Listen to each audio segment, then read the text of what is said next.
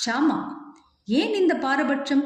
மற்றவர்களின் உணவை வீசி எறிந்துவிட்டு அவைகளை கண்ணெடுத்தும் பார்ப்பதற்கும் கவலை கொள்ளாமல் இருக்கிறீர்கள். ஆனால் இதையோ தாங்களே ஊக்கத்துடன் வாங்குகிறீர்கள். இதற்கு நியாயம் செய்யுங்கள். இப்பெண்மணியின் பலகாரங்கள் மட்டும் ஏன் அவ்வளவு இனிமையாக இருக்கின்றன? இது எங்களுக்கெல்லாம் ஒரு பிரச்சனையாக இருக்கிறது என்றார்.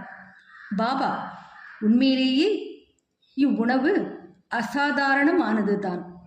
முந்தைய பிறவியில் இவள் ஒரு வியாபாரியின் கொழுத்த பசுவாக அதிக பால் கொடுத்து வந்தாள்.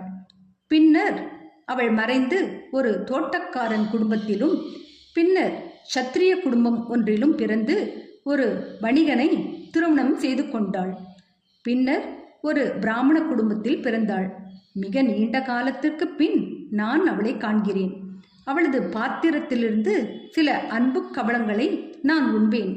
இவ்வாறு கூறிக்கொண்டே அவளது பலகாரத்துக்குரிய முழு தீர்ப்பையும் வழங்கி தமது வாய், கை முதலியவற்றை கழுவிக்கொண்டு மன நிறைவின் அறிகுறியாக ஏப்பம் விட்டு தமது இருக்கையில் அமர்ந்தார்.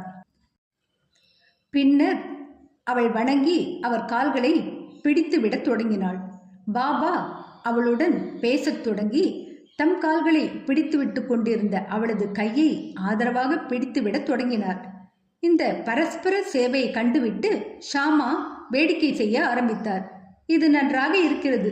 கடவுளும் பக்தையும் ஒருவருக்கொருவர் சேவை செய்து கொள்வதை காண்பது அற்புதமான காட்சியாகும் என்றார்.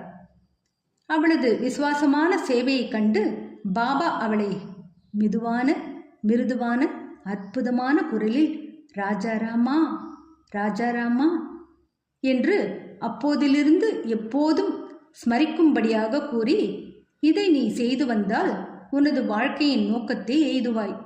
உனது மனம் சாந்தி பெற்று பெருமளவு நீ பயனடைவாய் என்றார்.